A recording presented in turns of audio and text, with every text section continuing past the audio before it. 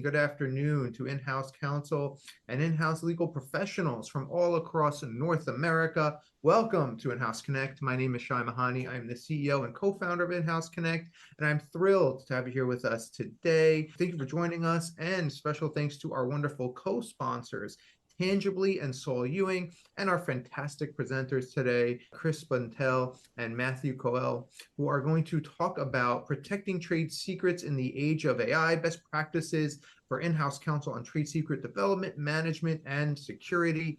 Trade secrets are a huge, a really hot topic in today's day and age. And I'm wondering, this is our 5th event of the year so far, and I'm wondering, are you here for the first time or have you tuned in to a IHC event before? It looks like we have an 80-20 split, 80% returning. Welcome back to the 80% and 20% new. Welcome back. Welcome to In-House Connect for the first time. I hope you enjoy the program. Okay, today's program, Protecting Trade Secrets in the Age of AI. Our panel, we have 2 fantastic presenters, starting with Matthew Kohel. Matthew represents clients in commercial litigation, intellectual property matters, and with data privacy issues. His experience with intellectual property matters includes claims for the misappropriation of trade secrets, trademark infringement, false advertising, the sale of counterfeit goods, and a variety of patent issues.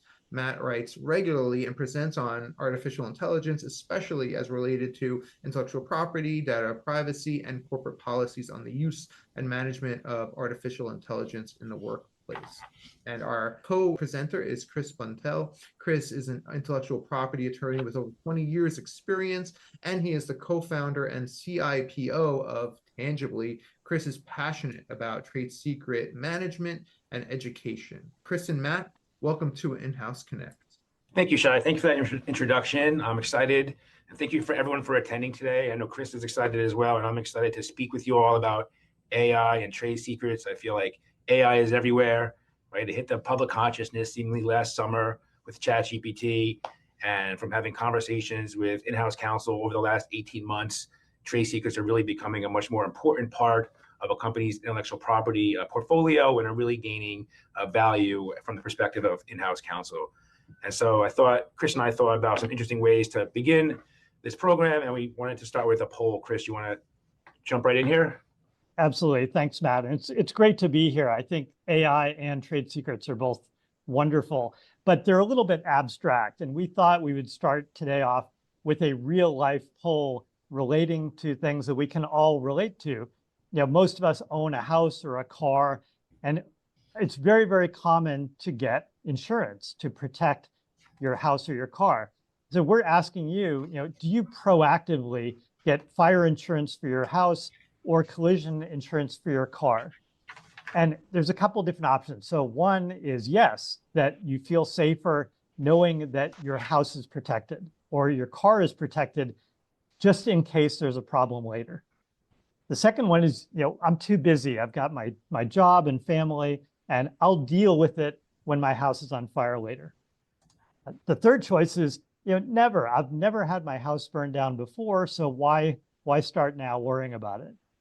And then finally is your house isn't valuable at all, or your car, you don't really care if it gets in a crash or not. And then the last one is you just don't know how to get insurance. And you'll see throughout this presentation that this analogy of protecting your house or your car also applies to trade secrets. So bear with us and you'll see the connection as we go. So before we get into some of the substance, let's just set the table and talk about 5 topics we're going to be talking about today. First, we're going to start with just a little background on artificial intelligence. And we're not going to get too deep into the weeds, but we can certainly do that after in the Q&A section if anyone wants to do that. A little overview of Trade Secrets 101, not too much there, so we can really get into the meat of the presentation and look at three topics in depth. What are the opportunities to trade secrets for a trade secret owner that AI is presenting, some of the challenges to the trade secret owner that AI is creating, and how to manage some of these risks and opportunities as the trade secret owner. So AI is here, right? There's no denying it. It's the new paradigm. It is in every facet of our life. And what's interesting about this technology is that the adoption sort of has ramped up so quickly. It is not industry specific. It is within every company with in-house counsel that I'm talking to. Either their employees are using it, or they intend to use it, or they're not sure that their employees are using it, but they're trying to figure out how to deal with it. And another really interesting point about AI, of course, that's not task specific, right, is being used by people within the various job functions, finance, marketing, HR, legal, of course. And we are looking at how to deploy it and get it to be interoperable with all of our systems and really make it effective and do what AI was designed to do, which is not replace humans, although some people think that is the big job killer. But in my view, AI was really designed when used effectively to take away some of the more mundane tasks from some humans so they can focus on higher level and critical thinking type roles. So what is artificial intelligence? From a very high level view, it's simply computer software that exhibits aspects of human intelligence. It can be used for a variety of tasks, such as drawing conclusions, making recommendations, diagnosing conditions, aggregating and analyzing large data sets, really assisting humans with doing so they can free up to higher level tasks and understand sort of doing the analysis and using reasoning to create sort of actionable work for individuals to work off of. AI is being used every day, by corporations for a variety of purposes, including fraud detection. Here are some of the ones: facial or voice recognition, robotics, right, process automation, data management, chatbots. For instance, if you want to go to book a reservation online, you're probably going to get a chatbot that is targeted advertising and marketing, social media websites. Financial institutions use it for anti-money laundering purposes. It really has a variety of roles and tasks that AI is being used. And today, a lot of the focus is on generative AI tools like ChatGPT and Bard and Poe. But of course, you have AI that's used for automated decision making, for reviewing credit card applications, resume screening, and things of that nature. So let's talk a little bit about trade secrets. So, and we're gonna talk about three big buckets of AI's impact on trade secrets. The first is, how can AI be used for trade secret development? And that really focuses down on two categories: AI as the trade secret and using AI to develop trade secrets. The next topic we're going to talk about are some of the risks and challenges posed by AI. And that covers malicious actors, hackers, cyber threats, but also category two we have to be careful of our careless employees. And we'll look at a pretty well-known case study that happened, I think, in March or April of last year. And then our competitors. And we're going to look at what's allowable under the DTSA for using AI and how our competitors might be using it to replicate our strategies and understand our company's innovations.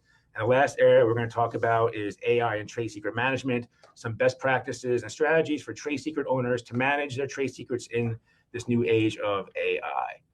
So really, what is a trade secret? And so a trade secret is defined broadly under the Defend Trade Secrets Act, which is the federal statute that went into effect in 2016 to cover all types of information, both technical and business information. There's really no limitation in the type of information that can be considered a trade secret, so long as you meet the three elements that are on the right side of the slide. So the DTSA, the Defend Trade Secrets Act, specifically calls out a variety of different types of trade secrets, including patterns, compilations, formulas, and techniques. And on the right are the three elements, the three requirements that a trade secret owner must demonstrate in order for their non-public, proprietary, confidential information to rise to the level of a trade secret, right? So the first one is that the trade secret owner must demonstrate that they take reasonable measures to keep their information secret.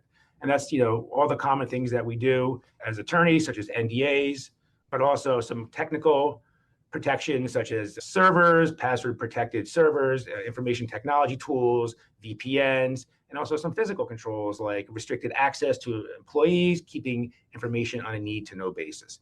Second, information in order to qualify as a trade secret must not generally be known or readily ascertainable. The information must be non-public and kept as a secret. And the third requirement is that the secrecy itself provides independent economic value. And the way this is often talked about is that the non-public information must provide the trade secret owner with a competitive advantage. And what's really interesting here, I think, is that the DTSA talks about independent economic value being both actual or potential. So what that means is that your trade secret does not necessarily need to be a marketed product, does not need to be an aspect of a marketed product. It can be a concept, something at the ideation stage, something that you use AI to identify and may want to explore later and sort of put down in a business plan to say, here's something interesting, some innovation that we've used AI to identify. let's focus on this. Let's get our R&D team together. Let's talk to our marketing team and see if there's really something to move forward with here in terms of product development. And Matt, this is Chris. I'd just like to emphasize the massive scope that's available for trade secret protection. A lot of us think in terms of patents being able to protect a lot of things, but trade secret, there are so many different things as far as technology, manufacturing, business, even legal and HR have valuable trade secrets. So it's a huge, huge category that's very expansive. Right. And I think the takeaway is that it's all forms and types of information. There's really no limitation so long as you can demonstrate the three elements on the right of the slide here. And so to Chris's point, so what are some examples of trade secrets? Right. So here are some commonly discussed and known examples of trade secrets, right? Of course, methods, processes, manufacturing techniques and refinements of assays and protocols, right? So how you produce a product, the manufacturing process, time and temperature, pressure requirements, software, source code, and we're going to talk about how AI is really relevant to some of these, including software, especially when AI, machine learning, can develop its own algorithms. Gen AI can be written to develop software and source code, compilations, which is a really interesting trade secret. Variety of different sources can be used, including pulling information from publicly available information, so long as that information is uniquely arranged and provides your company with a competitive advantage. And we're going to talk in more detail about how AI can do that. For instance, if it's the training data is aggregated databases, patents, scientific literature, it can scour its various training data and identify innovation, space, and look at some areas where, for instance, patents might not describe certain things, or they might see ways to optimize a process or a product. Another example of a trade secret is a business plan. Right? It's not just limited to technical information. It's not just a formula for Coca-Cola, but it's also innovations on market landscaping and how you can use that information effectively to sell and approach customers. Customer lists are a commonly described type of trade secret. I'm not really sure how much impact AI has there, but you might be able to use AI to reverse engineer your competitor's customer list by looking at publicly available data, for instance. And one other example of trade secrets that some people talk about is negative know-how and understanding the value and what does not work, right? If you have a very robust R&D department and you're spending millions of dollars to develop a process or a method, there is some value in knowing what does not work, and you can put a dollar number on that sometimes. Yeah, and Matt, that last one, it's really interesting because it's totally counterintuitive. Yeah, everyone thinks in terms of protecting valuable stuff or valuable things that work. But this idea of all of the things that you tried that failed would be incredibly valuable to another party because they wouldn't waste time and wouldn't waste money and effort doing all the things that fail, and they would immediately jump to the thing that works. So it's counterintuitive because you can't protect it by patents, for example, because these things fail. They don't work. They catch on fire. They make your hair fall out. Something really bad happens. But again, it would give such a leapfrog effect to a competitor that they're incredibly valuable. Yeah, and especially, the negative know-how and knowing what does and does not work is really important too. Understanding if you're a plaintiff in a trade secret case, right, one of your categories of damages, if you might not have significant actual damages, is unjust enrichment. And courts often employ a flexible analysis, try to use the equities to understand, what is the unjust enrichment, and a category of unjust enrichment, to the way Chris described it, is sort of that head start, right? You figured out what does and does not work, and when you're the trade secret, the person or the company that misappropriated trade secrets puts out a product that competes with yours, they got that head start, and there is some value that you can identify and quantify there. So let's talk about now the opportunity that AI presents to the trade secret owner. So the first category is AI is the trade secret, and let's talk about this for a second. So AI, how it can be a trade secret. There are definitely a few ways. So the first is the AI model itself, right? The model architecture, the parameters, the methods and processes used to develop and train the AI model. That is highly proprietary, right? There's all non-public information, and the AI model itself, sort of the guts, right? The underbelly of the AI model, how it works and how it's developed. That's a trade secret. The AI data, that's a trade secret, right? So we probably have heard the phrase training data, right? For instance, we talk about, or there's a lot of articles about OpenAI and internet scraping and a lot of the LLMs that just pull, billions and billions of images or texts and other parameters off the internet. But AI training data can be proprietary. You can create your own AI training data. You can license someone else's AI training data, and you can fine tune it yourself with information that's relevant to your business, customer information, healthcare information, sort of marketing information, and the AI, the training data itself. If you want to create it or take someone else's and fine tune it to suit your business's purposes, that will provide a competitive advantage. The AI data itself is a trade secret. And if the AI data is proprietary, then that data collection process might be a trade secret, right? Knowing what to collect, what not to collect, what to avoid, sort of going to that negative know-how. And so it's not just limited to having, large amounts of information, open source, sometimes proprietary, but what you decided, the process of figuring out what I should and should not collect, that might be a trade secret as well. And of course, the AI algorithms, or the underlying software code telling the system how to run and how to operate, that is all, so that's a trade secret. It's highly proprietary, non-public information. And of course, AI can create trade secrets. So we've talked a little bit about patents, and there are some distinctions, of course, between trade secrets and patents. And there's some recent case law involving patents and artificial intelligence that we should talk about for a moment. I think this is one of the advantages that trade secrets has in the arena of AI that patents do not have. And so in the US and now also in the United Kingdom, it has become pretty clear that for a patent to issue, the inventor has to be a human being, an individual, right? So we see here the Patent Act, 35 USC, Section 100, is explicit that an inventor means an individual. And that has been interpreted by the Fed Circuit in Thaler v. Vidal to be a human, an individual. And we're seeing similar guidances from the Copyright Office and courts also issuing opinions on authors having to have that human or that individual requirement. And the UK issued a decision on this recently. Trade secrets, however, the DTSA has no human inventor requirement, right? So therefore, your AI system can create trade secrets. You can consider that information a trade secret, and presumably, in theory, the owner of the AI system, therefore, is the trade secret owner.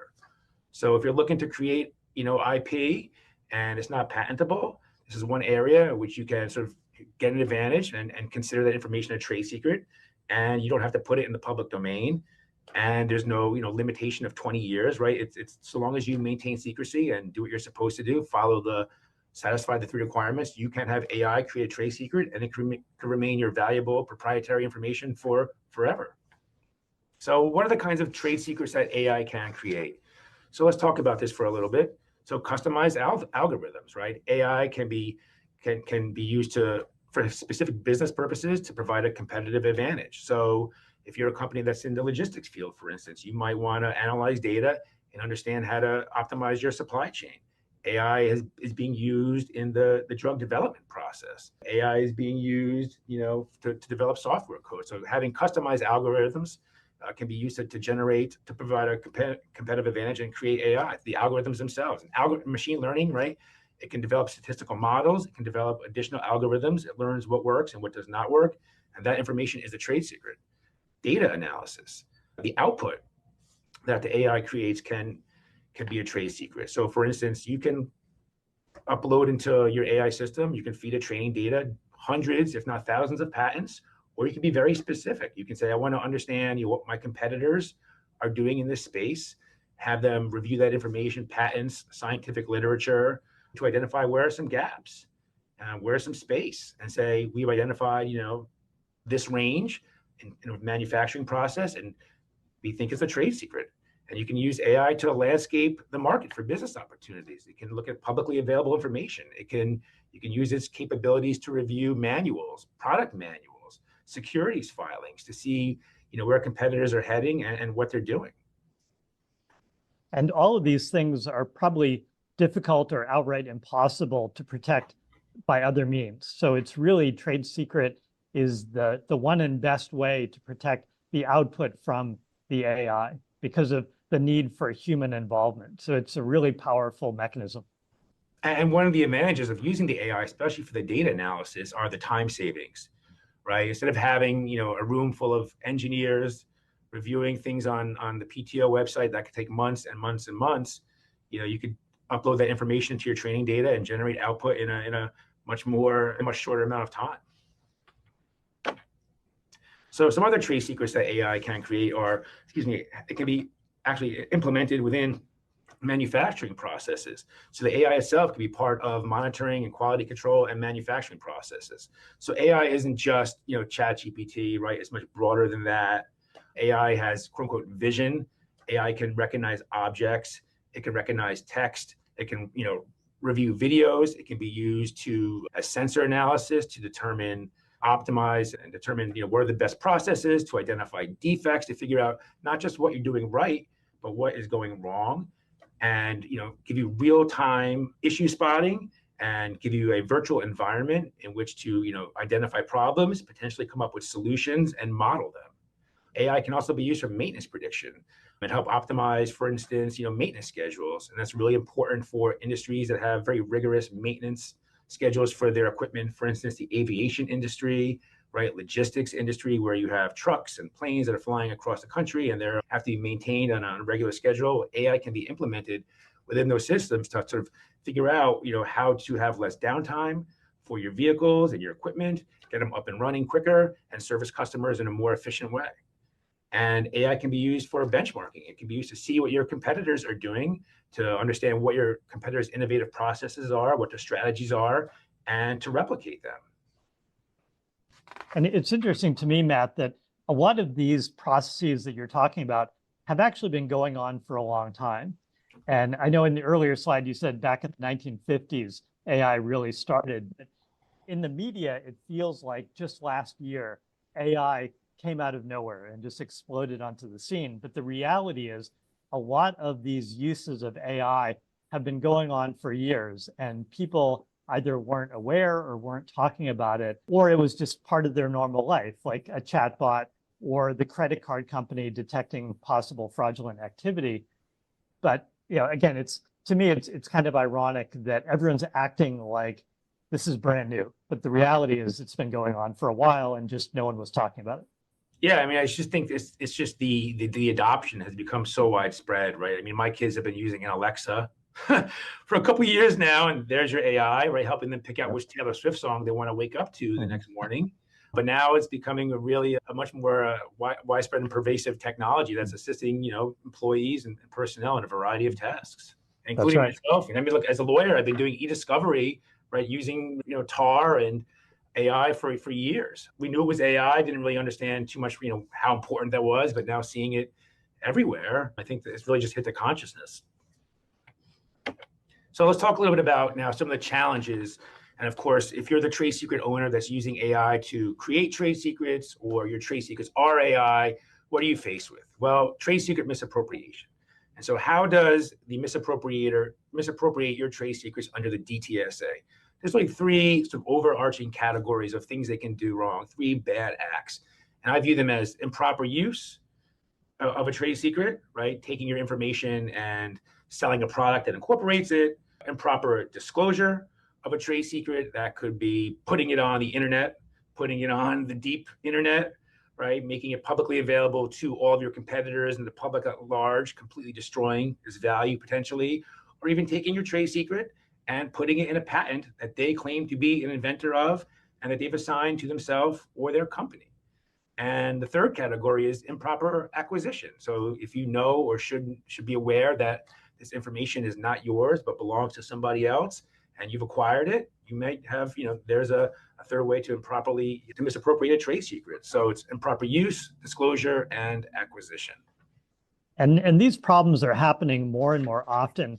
Yeah, a lot of surveys have been done recently that say anywhere between 30 and 50% of surveyed companies have had a trade secret theft or a trade secret misappropriation problem.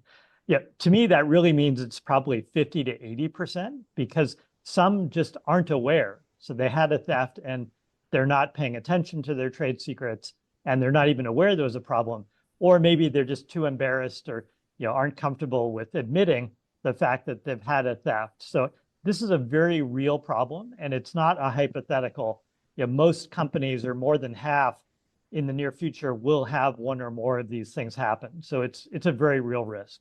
Yeah, and especially if your company has, robust data loss prevention technology and tools, you want to certainly, if you're going to have AI systems used within your company, you're going to want to complement your DLP with your AI so that you can, one, make sure no one is improperly using your AI, but also not being sloppy or careless with your trade secrets. I think one of the real risks of using AI is that it's so easy to use, right? You can simply cut and paste information into a prompt. You can upload a PDF or document into a database, and you hit, if you're on a publicly available website or a platform like ChatGPT 3.5, you hit enter, and that information is gone. And I think that's, even as a lawyer, right, if I'm communicating with in-house counsel, in theory, I might want to cut and paste my email into a platform and say, hey, please check this for grammar, right? Please make it read better. Well, if I do that, there's potentially a waiver of privilege. And so I think one of the real risks that people don't appreciate is the improper disclosure of proprietary and sensitive information on the front end, not just sort of the misappropriation and the risks sort of on the back end of using AI. And we talk about, there's a lot of talk about copyright infringement and things like that. But I think that people have to be considerate of what are the risks on the front end, and that risk to me is how easy AI is to use and how widely used it is. So here's an interesting aspect of the DTSA, unlike patents and unlike other types of IP, is that reverse engineering is expressly allowed by the federal statute. And so the DTSA only prohibits improper means, right? Wrongful acquisition, use or disclosure without authorization. So the DTSA calls out reverse engineering as something that is expressly allowed. So what is reverse engineering? It's essentially analyzing a product to figure out how it operates and how it was made. And the DTSA also allows independent derivation and any other lawful means of acquisition. But in the age of AI, reverse engineering presents some interesting challenges and some opportunities. And Matt, this is a huge difference from patents, where patents don't care about reverse engineering. So as long as you're practicing or making or using or selling the claimed invention, you're infringing. So this is much different, where if you have a product or a technology that can be reverse engineered easily by buying the product or ripping it apart or analyzing it, trade secret protection is probably not going to be a great choice for you, whereas patents might be more attractive. So you do have to be pretty mindful and thoughtful about selecting what combination of intellectual property protection really meets your needs for your product or service. Yeah, I mean, look, I'm a New Yorker originally, although now I live in Maryland, and I feel like, no disrespect to my fellow New Yorkers, but I feel like for years, trade secrets were viewed as the Staten Island of intellectual property, the forgotten borough. But more recently, like, trade secrets have taken on a much more importance within IP portfolios. And I think a lot of companies look at it not necessarily as an and/or proposition, right? Patents or trade secrets.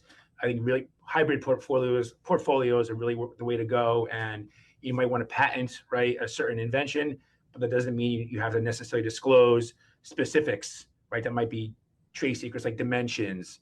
You could give ranges on certain things. And I think another sort of important distinction between patents and trade secrets is that, as you mentioned, if someone infringes your patent and you still have some life left in the patent, well, you still have that monopoly to make, use, or sell it. You can still sue them for infringement and sell your product. You still own that IP. If somebody reverse engineers your trade secret, whether it's AI, they use AI to do it, and you're the trade secret owner, and that competitor sells a competing product that has your trade secret, and they permissibly reverse engineered it, you probably just lost trade secret protection in that information. And hey, Matt, quick question from the audience. What are some best practices for capturing or specifically identifying AI-generated trade secrets? So, that's like almost like a existential question in trade secret law. As a trade secret lawyer, like, do you want to identify your trade secrets? How big do you want to go? And so, my feeling is that to the extent you want to identify your trade secrets, it's important to identify the most material ones, like the principal ones that really add value to your business. And it's an evolving list, right? It's not just a one and done kind of situation. But I think a best practice is to really identify and sort of document what are the trade secrets that provide the most value to your business, whether it's a process. So obviously code will be documented, Methods could be documented, for instance, in like R&D documents or verification and validation documents. But you may even want to have a central database or repository that is a sort of a living thing that identifies who created it, the data was created, and lays it out with some reasonable level of detail. So that way, when you're a plaintiff, right, in a trade secret misappropriation case, and interrogatory number 1 says to you, tell me what your trade secret is from the defendant, and number 2 says, tell me what the reasonable measures were you took to protect it, you can say, well, look, I knew it was valuable. I knew it was a trade secret. I did document it. Here are sort of the elements of it. And you can say when the reasonable measures were, I identified it. It's a trade secret. I know it. I don't think you have to identify every single trade secret. That could be, very onerous. But I think my philosophy is if it's very important to your business, you should document it as a trade secret. Have that living somewhere that's accessible. It could be, some valuable proof if you're a plaintiff in a lawsuit trying to seek damages for what was a very valuable piece of intellectual property. And Matt, I'll give a little bit of a complimentary answer to that as well. A lot of times when you're starting off on your trade secret journey, it can feel intimidating. Like a company might have multiple hundreds of trade secrets if you add them all together. But if you can either prioritize, like start with your most valuable ones and work your way down, or go after departments, like start at one department, document their valuable trade secrets, and then move to another one, suddenly it becomes a much more manageable exercise.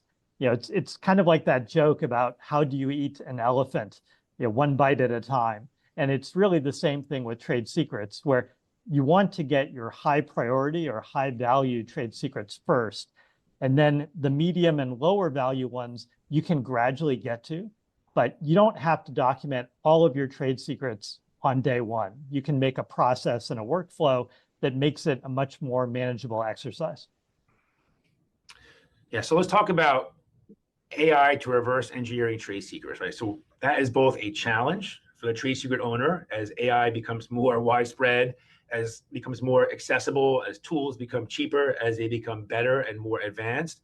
And it's also an opportunity if you are in a highly competitive space to understand what your competitors are doing and gain some insight to their non-public, highly confidential information. So here's a few ways that AI can be used to reverse engineer your trade secrets, a risk to you, or your competitors' trade secrets, an opportunity. So, large language models, right? They look at text, and one of the methods they use is natural language processing. So bits of text is called tokenization. It's broken down into fragments, words, word fragments, roots of words, paragraphs, sentences, whatever, can be used to review product manuals, instructions online, scientific literature about your product, patents. So that way you can look at everything that's out there on a certain product and sort of say, how does it work? How is it being manufactured? And get more insight into that by aggregating a lot of information very quickly and have it all in one place. And so what do you do with that information? Well, you can use AI to create a simulation of how your competitor's product is manufactured. There's something called digital twinning, which is putting basically it's a simulation of a manufacturing process, and you look at in real time by applying certain parameters, time, temperature, pressure, different strengths and tensions that are put on a product to understand how it's made. And you can in real time sort of get performance attributes that will be simulated by the AI. And if you're the trade secret owner, right, you could use that information to even optimize your product and make product improvements or modifications in real time. And object recognition. AI is very good for sensor interpretation. It can look at products, see how they work, and you can use all this information to replicate manufacturing processes and other strategies that competitors use to make their products successful. So what are some of the other risks of AI and trade secrets? Well, you have the risk of bad actors, malicious actors. And this is not just external threats. These are not just, your cyber hackers from North Korea or other locations, but these are also internal threats, because we have to recognize that AI is at base really a software system, and it can be hacked like any other software system. And so below are some bullet points are some risks that are specific to AI when the AI is the trade secret. Inversion attacks, right? So that is basically getting information about the training data by exploiting machine learning outputs. And so hackers are getting very good at creating prompts to generate outputs that provide information that is secret and proprietary and sort of the trade secret owner would not want to be disclosed. So each year, right, I believe it's in Las Vegas, there's a hackers convention. And I think in 2023, one of the winners of the hackers convention, he got ChatGPT to give him what was the output that was somebody's credit card, right, information. So hackers are figuring out how to get information, get the training data, create those prompts, engineer those prompts to get to the trade secrets, to get to the training data that might be proprietary, and have your customer information, have your technical information, et cetera. A poisoning attack. Well, that is the intentional injection of false or corrupt data into your AI system. It can damage your model. It can lead to increased hallucinations, false outputs, and really just basically throw off your model and cause harm. Worm GPT. So everyone's talking about ChatGPT, the shiny new toy that everyone is using to make business plans, to do all kinds of things. Well, Worm GPT is AI that is designed specifically to write malware. And so it's almost like ChatGPT used by Lex Luthor on steroids, right?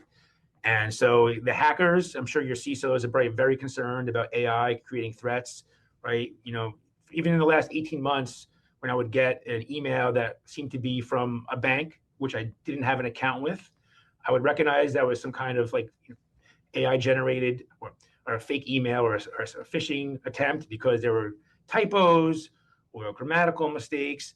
But now AI is being used to write malware, software code, but also to write highly efficient spoofing attacks where it has the proper logo, all the mistakes that you saw before are fixed, and it looks just like an actual email from your financial institution or a business partner or a vendor or somebody else. And so all these are risks when your trade secrets are AI, getting unauthorized access, the improper acquisition of your proprietary information. So here is AI being used for the wrong purposes to basically damage your competitive position and misappropriate your trade secrets.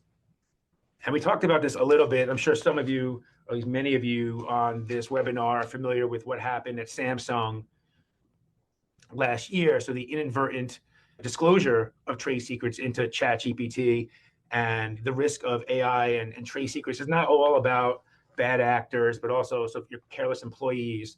And that's why it's really important to have a well thought out AI plan, AI policy, communications to your employees about how to use AI responsibly and implement the policy within your company, and have respect, of course, for intellectual property, data privacy, and all those important things. So what happened at Samsung last year? Well, 3 very sophisticated R&D employees who I'm sure were familiar with NDAs and their company's IP policies, in 3 times in 1 month, put proprietary information in ChatGPT, source code, proprietary information on a process, and internal meeting notes that one of the users asked ChatGPT to turn into a presentation.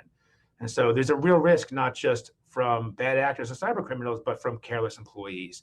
And although this hasn't been litigated, and it will be probably in the future, right? Samsung likely lost trade secret protection in this information, which went into essentially potentially into OpenAI's model, and may end up in somebody's output in the future. And of course, Samsung requested that OpenAI delete this information, and from what I've been able to read, it does not seem that they were successful with that request. So here is poll number 2. Chris, you want to take this one here? Yeah, absolutely. Thanks, Matt. So here we're wondering about, what do you think the biggest challenge in protecting your trade secrets are, especially with the dawn of AI or the emergence? So the first one is that, like with Samsung, ensuring that company personnel use AI appropriately. So you actually want them to use it because it's a fantastic tool, but do so wisely. The second challenge is, these outside bad actors, hackers, people sneaking in at night and just doing bad things with your information. The next one is competitors. So, are you nervous about competitors using AI kind of offensively against you or your products or services?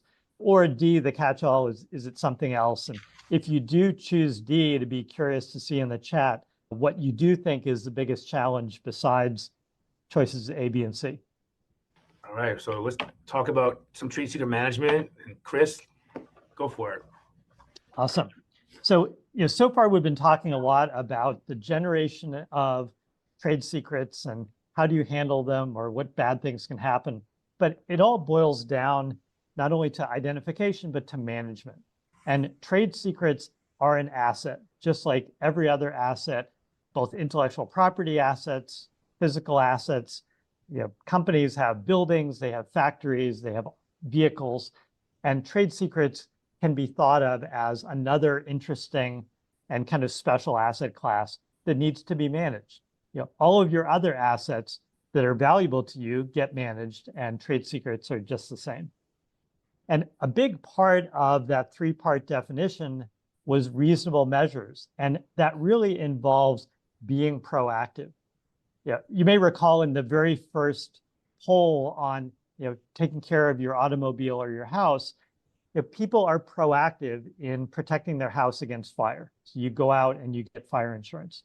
Trade secrets are exactly the same way. If you want to have a chance at a good result down the track in litigation, you have to be proactive and you have to treat these assets as if they're valuable. One of the questions in the chat that I saw pop up had to do with policies. Having a good, solid policy around both trade secrets and proper use of AI is super valuable and highly recommended, I'm sure, by both Matt and myself. You want to be clear and communicate to your staff and your employees of what's inbound and what's out of bound, and don't make them have to guess or use just their gut feeling. Be as clear as you can with your employees. And then finally, when you have something go wrong, you need to have a plan. How can you respond quickly and affirmatively to control the damage and really get things under control? The next slide. And AI can actually make this easier. We talked before about AI can identify trade secrets, but you can also use it for managing and monitoring your trade secrets. You can do things like look for patterns of trade secrets being shared either within your organization or to outside in ways that are not appropriate. Trade secrets, you want to be able to share them, but only with people who really have a need to know. So it might be other members of your team, it might be a trusted collaborator or a vendor or a supplier. So it's not like trade secrets can't be shared with anyone. You actually want to share, but do it in a responsible way. And AI can help keep an eye out for that to make sure you stay in compliance. Yeah, I mean, I'm sorry, go ahead. The Oh, AI can be used to sort of complement your other existing tools, your data loss prevention tools, your signal detection tools. So when Chris Buntel starts sending all of Tangibly's proprietary information to his Gmail account, his business partners will be well aware of it before there's an issue. Yeah, and also things like any aberrant behavior. So like if I normally download 2 files a day and then suddenly I download 4,000 on a Friday night, something's wrong. And you can use AI to monitor what normal behavior is. And maybe in your role you download or upload a lot of files, and that would be fine for you, but maybe for me that would be unusual behavior. And AI and all of its capabilities can make spotting those changes in behavior much easier. And it really does fit in within the larger idea of protecting your IP.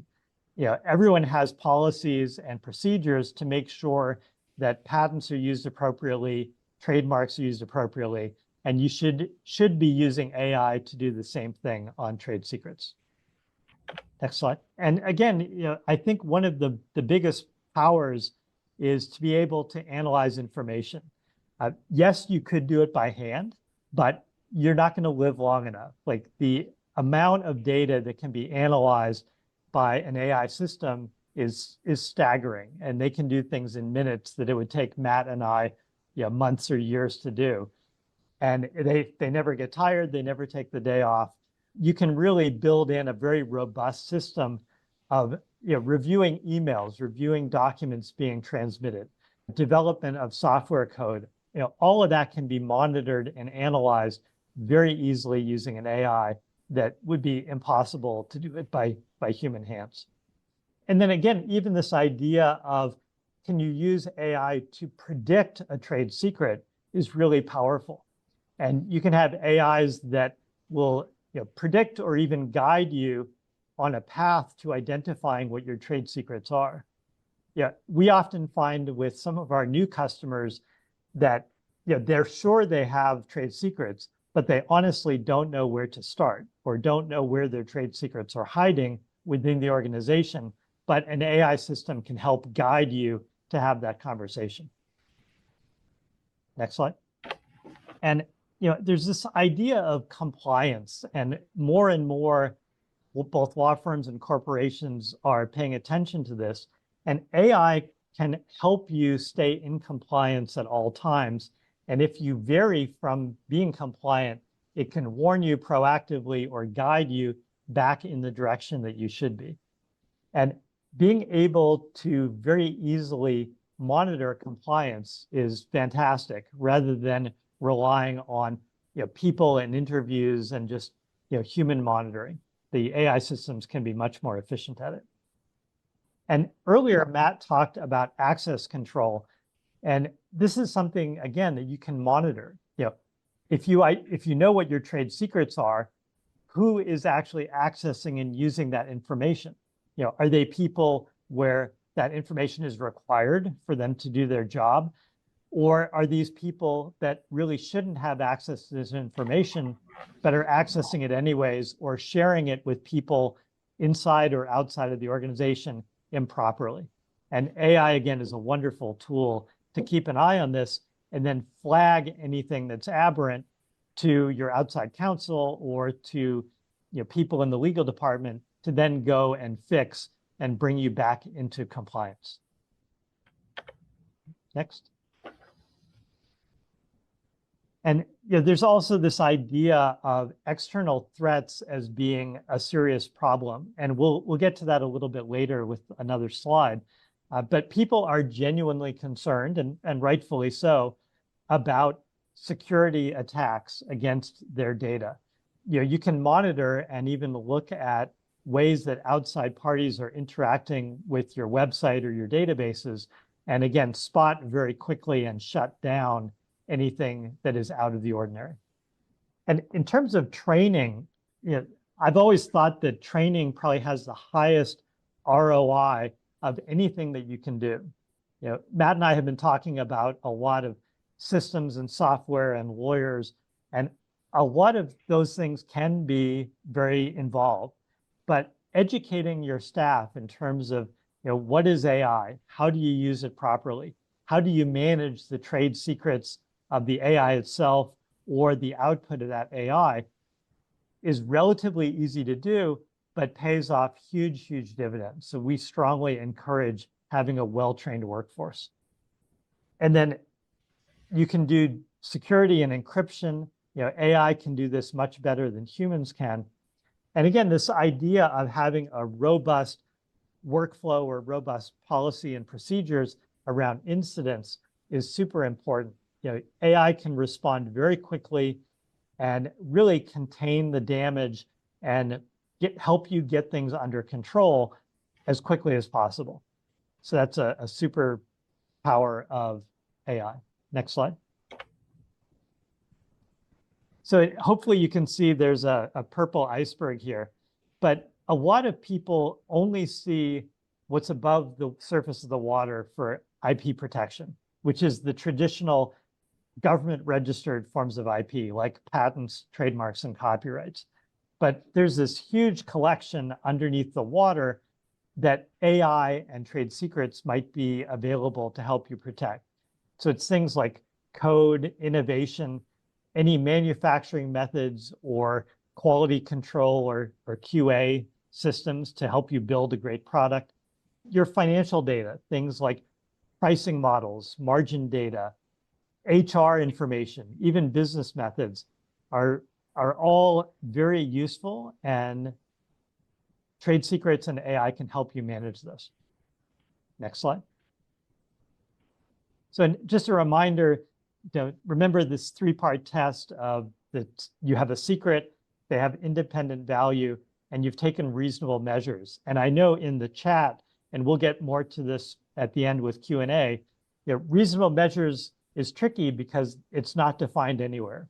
It would be wonderful if you could point to a statute or a court case that says, if you do A, B, and C, it's reasonable. But it's all very context dependent, and it's hard to define that way. Here's an important distinction from patents is trade secrets and AI are truly global assets. They're not tied to a specific country or a specific territory. And that's very different from patents. Those of you who have been on the patent process know that if you want protection in 5 countries, you have to file 5 times. And if you want 10 countries, you have to do 10. And the reality is that gets to be a very expensive and labor-intensive process very quickly. And most people might file in 4 to 6 countries. If it's a really big product, you might do 10 or 20, but you're not going to do global patent protection because it's just too difficult and too expensive. So trade secrets and AI are wonderful because they're not tied to a specific place. And information has really become the most valuable possession of companies. And this is much different than historically when physical, tangible things had the most value. So it used to be that your real estate and your factory and your equipment and your fleet of vehicles had the most value. What we see more recently, especially in the last 5 or 10 years, is you could have a startup company with a bunch of laptops, no facility at all, no hard assets, and be wildly valuable because the information and what you do with that information is increasingly where the value is.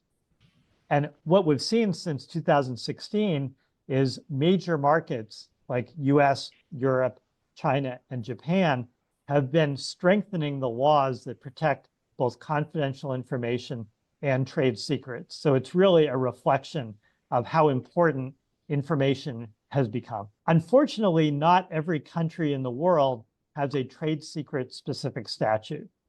Matt, in one of the early slides, was talking about DTSA, which was hugely transformative in the US, but other countries don't have a trade secret statute, but you can still protect your trade secrets. You just have to be a little bit more creative.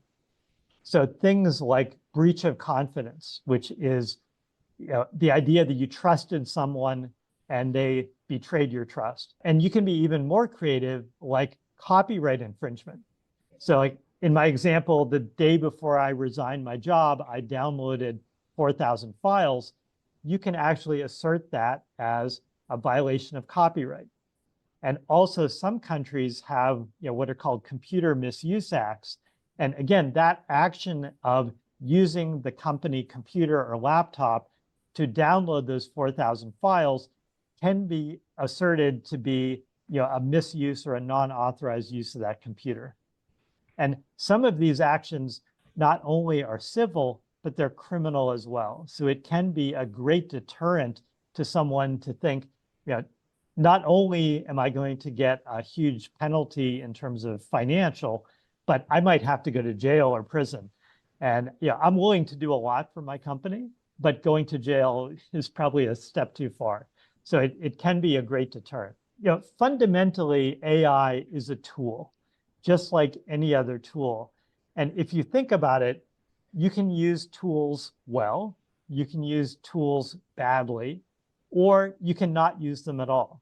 So it's just like if I go to a hardware store and buy a new hammer or screwdriver or saw, I could go home and put it in a drawer and let it collect dust, which is a total waste of the investment I've made. Or I might use it to build a new house, which would be fantastic and create a lot of value. Or I could use the hammer to whack someone on the head, which it clearly is not a very good use of that tool.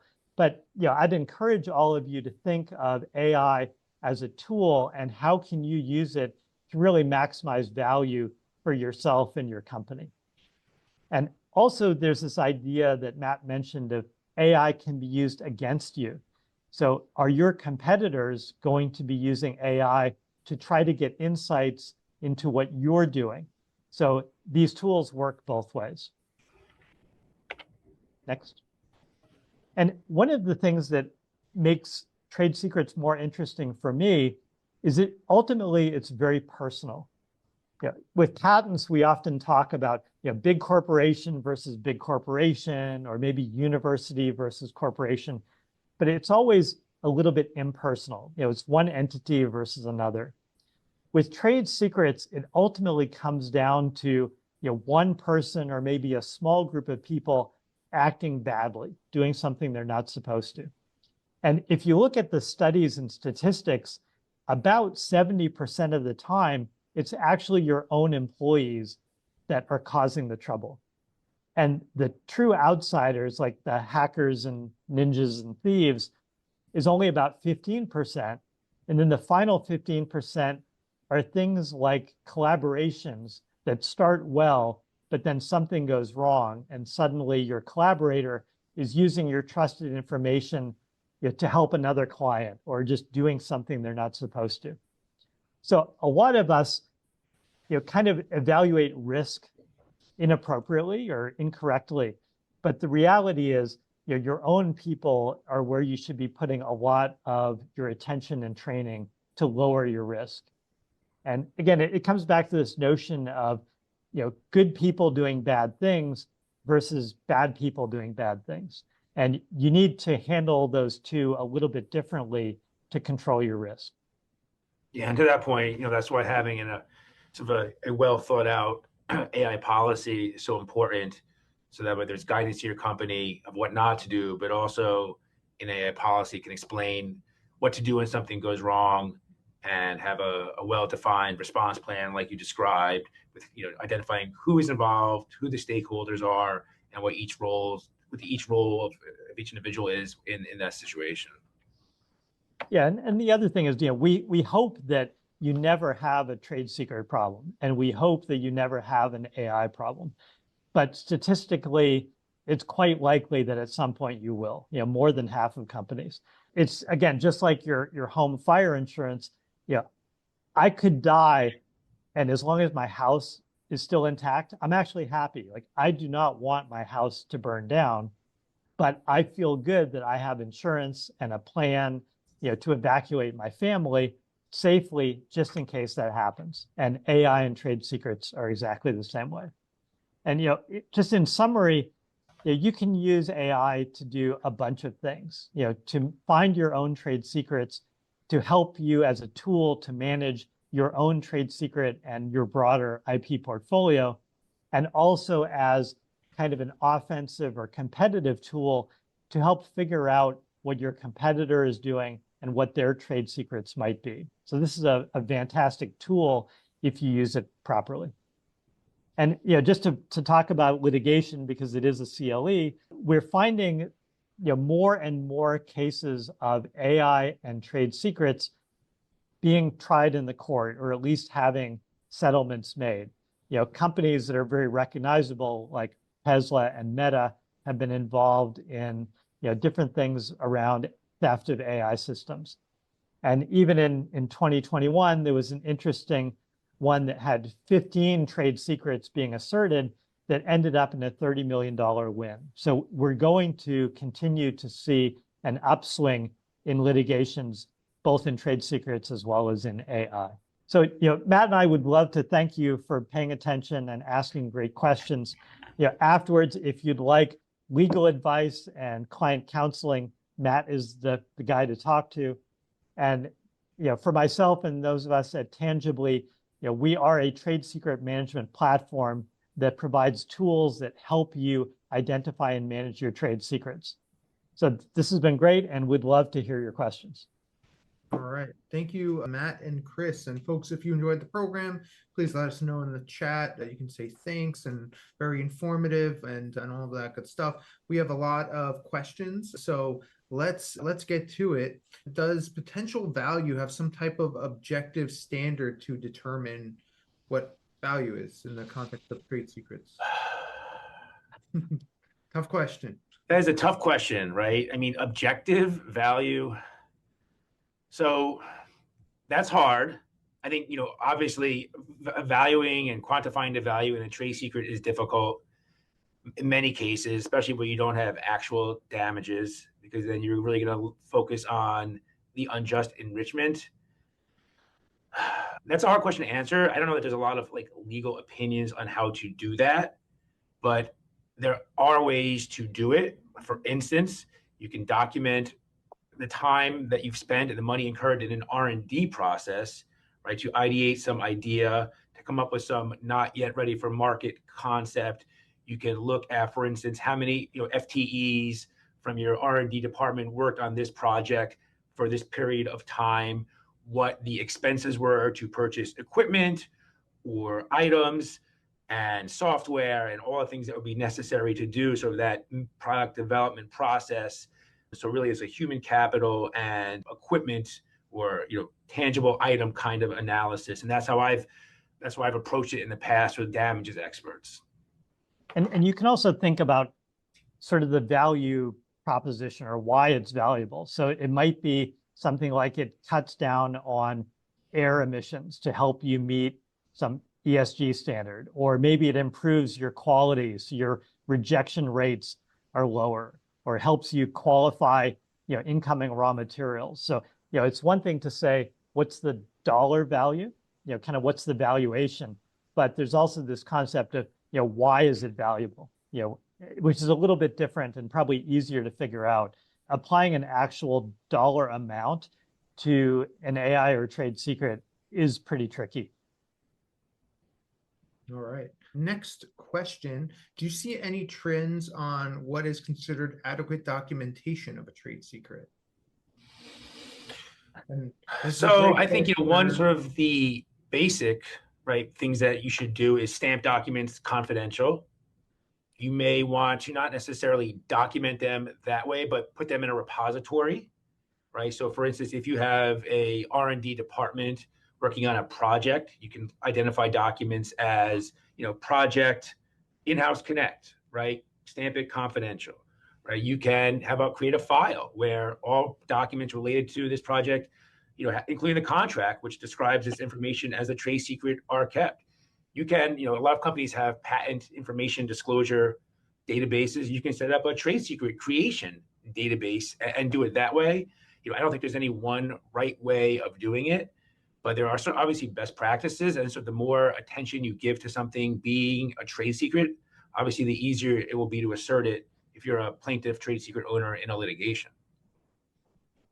Yeah, and at Tangibly, we often talk about 5 parts to a best practices. So one is identify your trade secrets, like treat it as an asset and really understand what your trade secrets are. The second is limited access. So people who need to have access to that information have it, and people who don't. Third one is contracts. So you need to have some source of confidentiality. Could be an NDA, could be a joint development agreement, could be an employment contract.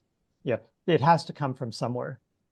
And the fourth one is either notification or acknowledgement. So like if something's a trade secret, tell someone that needs to have access, this is a trade secret, or even better, have them acknowledge, yes, I know this is a trade secret and I'll do good things with it and not do bad things. And then the final one, to keep repeating myself, is training and education. Educate your team, have them understand what trade secrets are and what to do and not to do. So those are the 5 points that we always stress. But it is a little context dependent. So if you're a tiny startup with no funding, the amount of effort that's expected of you is going to be different than a huge multinational with millions of dollars in a legal department budgets, protecting the Coca-Cola recipe, for example. So it is a bit of a sliding scale depending on your situation. All right. We got several questions along these lines. Doesn't documenting trade secrets make them easier to steal or misappropriate? What's your thought on that? And another person said, if you don't document them, how can you prove that they're yours? Well, I mean, if you don't document them, how do you develop them? I guess in a sense, right? I mean, does it make them easier to steal? I mean, that's almost like saying, doesn't printing money make it easier to rob a bank? I mean, I think it's really hard, I think, to assert a trade secret if it's just in the abstract. There has to be, at least, if you're a plaintiff in a trade secret case, you have to comply, right, with your discovery obligations. Reasonable particularity, right, is the standard for identifying your trade secret. Now, if you're filing a complaint, you don't have to go to that level of detail. But if you can't document your trade secrets internally for their use for your business, it's going to make it an awfully challenging time for you as a plaintiff when you don't really have the capability to put them down on paper in response to an interrogatory, or have an expert, right, a technical expert, explain to the jury what it is, how it works, and why it provides your company with a competitive advantage. Yeah, and if you look at the case law, maybe 10 or 20 years ago, you could be very fuzzy and nebulous about what your trade secrets are. But the trend recently is to require much more specificity and particularity about what your assets are. And to me, actually documenting your trade secrets and having a policy and training actually makes it safer for you, not more dangerous that these things will be stolen, because you're projecting an image to your staff that we take trade secrets seriously, and we are doing everything humanly possible to protect these valuable assets. And if you steal from us, bad things are going to happen to you because we know what we're doing, and we have great lawyers and great systems and great policies.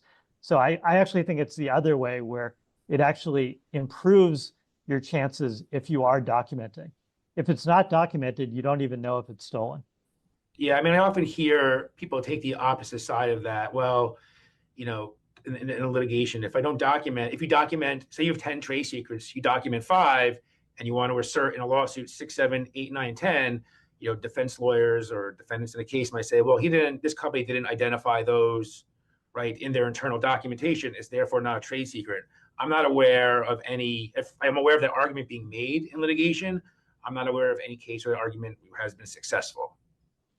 Yeah, I think that's right. And also earlier, I think, Matt, you mentioned starting with the high value trade secrets and then working your way down in terms of managing them. Yeah, in that case, if there's a very, very low value trade secret that you overlooked or you didn't document, it's not as big a problem. Whereas because you covered all of your high and medium value ones. So again, I think understanding and cataloging or documenting your trade secrets really treats them like a valuable asset. Awesome. Next question, switching gears slightly. We got several variations of this question. Would you advise a company to have a policy that instructs how trade secrets should be documented and captured? Or is it better not to have a specific policy in case all the trade secrets are not sufficiently documented but need to be asserted in a misappropriation claim? Yeah, so personally, I think if you have a policy, you should follow it. So it's just like if you have an anti-bribery policy, but then you're bribing people all the time, that doesn't make sense. But I think having a very clear policy that makes it clear to your employees, what their expected behavior is, and building a culture that follows that policy and embraces and protects IP is a good thing and is responsible. And even just documenting them, I think will help with efficiencies of your business, right? If your R&D team is working on a 2+ year long project, they're going to want to put down somewhere in a notebook, an email, some kind of database, the evolution of their ideas, figuring out what did and didn't work, and keep copious notes, so that way they can communicate with their sales and marketing team. They can communicate with HR, they can communicate with other departments to help bring in something that was once in the ideation stage through full. And if you need to get some kind of regulatory approval, for instance, or internal verification and validation processes and multi-stage gates you have to get through. So documenting the process will help take something that from the ideation stage through commercialization is important. All right. People are wondering, how likely is it for a well-informed AI model to independently develop things that also happen to be existing trade secrets? a lot of the reason that Gen AI is so useful is because of its processing capabilities of large data sets and its ability to create new information that might not be generally known. It's hard to prove misappropriation of proprietary information if the output isn't obviously derivative of a trade secret. So, I mean, that's a tough question to answer, right? Because an AI tool should really be complementary to your business, and it's going to depend whether you want to deploy it within your company is going to be really specific to the use case you're trying to accomplish. I can't really sort of answer in a vacuum how likely an AI tool is to develop a trade secret that somebody else may already be using, which is almost like the reverse engineering question. But I think like anything else, the more data it's trained on, right, the more likely it is to give an output. If that's what the tool is designed to do, look at a specific area or technique, and you have it review tons of training data, millions of parameters, I think you're probably more likely to do that. But of course, there's also a cutoff where it almost seems like too much information leads to problems like hallucinations and other inaccuracies. I'm not a data scientist, but that's my understanding of some of where the literature is talking about, and where some of the webinars I've heard from engineers how they sort of understand it. But for me, really, is it the right tool for the job? And that's a whole different topic on deploying AI and governance. But I think you really have to understand the use case and why you've sort of licensed it or developed it within your company. Yeah, it is an interesting application of AI to predict other people's trade secrets. And it's probably legit, just like a reverse engineering effort. You haven't done anything wrong. You've just used this tool to make a prediction. So it's a clever idea.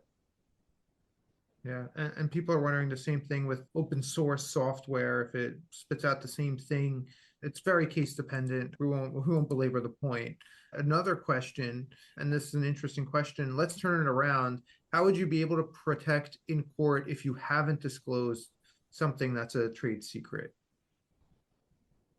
So I guess something is out there, and Mikhail, if you want to rephrase the question, but the question is, how would you be able to protect in court that how would you be able to assert in court that you haven't disclosed that something is a trade secret? So I guess if a trade secret gets out there, I guess how do you prove that it wasn't disclosed by your, as a result of something your company did? Yeah, I mean, I think really you're going to rely on your reasonable measures, but that's also going to be a battle of the experts, right? To some extent, where if you're the trade secret owner, the defendant's expert is going to say, look, I looked in this literature, I looked in this patent, I purchased this item, it's not company X, but company Y, and it has the same materials, the same flexibility, the same physical properties. So that really is going to be the nitty gritty of an expert battle in a trade secret case. But I would really, you're also going to rely heavily on, well, we had the appropriate IT controls in place, so no one got unauthorized access. We had an IP and confidentiality policy within our company, so our employees knew not to share this information. They knew when to get an NDA from their counterparty. Oh, and by the way, here is the NDA, and there's no emails that predate this NDA in which we said, here are the keys to the kingdom. So that's the kind of evidence I think you're going to want to rely on. Okay. Well, one more question, and then we will, kick it to our presenters for final remarks, closing remarks, and then we'll wrap up. People are asking about, regarding Samsung, people are saying that they've seen AI generators that offer a way to opt out or exclude your inputs from the training model. One question is that enough to protect trade secret is that enough to protect trade secret status? That'll be like part one of the question. So let's tackle that one. So yes, there are like services, right, that say if you input your proprietary data, it will not become part of the model. There are other technologies that are being developed to limit what the information the model reviews and things of that nature. But it's not as if there's just sort of a bright line test. It's not just one factor. When courts look at sort of the reasonable measures on the elements of trade secret protection, they look at everything in context. And I don't know that necessarily saying that this one thing we did is enough, because it really depends on the nature of how the trade secret was misappropriated. But that might be one reasonable measure you point to and say that here's one of the things we did amongst the physical controls, the contractual controls, and the other technological controls we implemented. And you can also do things like build your own private proprietary model in-house that is not exposed to the public. So there are some technology answers to this as well, but it's good to be careful. All right. One more thing, people are wondering about, the Gen AI, like using ChatGPT. I think really somebody wrote in the comments, and I think this is right, the only like safe way is if you host the server in your own environment. There's like a commercial enterprise version of this, right? Am I on the right track, Matt? Yeah, there are enterprise versions of GPT and other similar, LLMs and. Okay, awesome. All right, one more question, or two more questions, and then I promise we'll wrap. Other than certification provided to the USPTO, how will they know if an alleged invention was really created by a human or by AI? Is there any way to know, really? Documentation, right? I mean, you document the output. If it's software code, right, you can prove that up. I think that for instance, a machine learning model created code. But just like you have a record of your prompts, you have a record of your output, you document it, you put it in a database.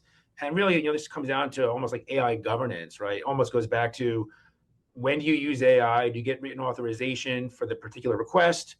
And then you document what you requested that it do. And it's almost like an R&D process intermingled with a corporate governance question. But I think the answer is that you can document what the output is. And you'll have videos, right? You'll have reports of sensors and things of that nature. Great. Okay, awesome. Thank you so much, Matt and Chris. Let's do some like quick final remarks. Chris, we'll start with you. And again, you can let's learn a little bit more about Tangibly, how you're, is it a software? Is it meant for legal teams? And then you could also give us final remarks, then we'll kick it to Matt to wrap up. Sure. Thanks, Shai. Yeah, this has been a great experience and really hits on two of the probably most important topics of certainly the last year, both trade secrets and AI.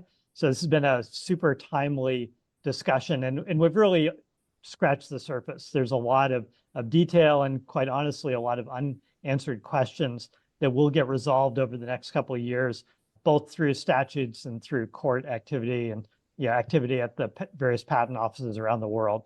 I love trade secrets. I think it's super exciting, and it's probably the fastest developing area of IP that we're dealing with. And just briefly on Tangibly, so we are a SaaS platform that is available both for companies directly as well as through law firms to provide really what is a toolbox of tools that help identify and manage trade secrets. So it's been great being here today. Matt? Yeah, thank you. Yeah, I mean, I agree. I think trade secrets are where patent litigation was 15, 20 years ago. It's the next frontier.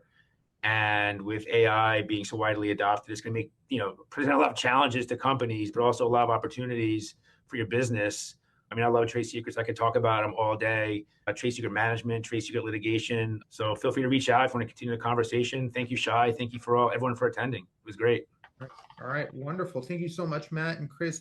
Thanks everybody for tuning in. We'll wrap up here. And thanks again. This was wonderful.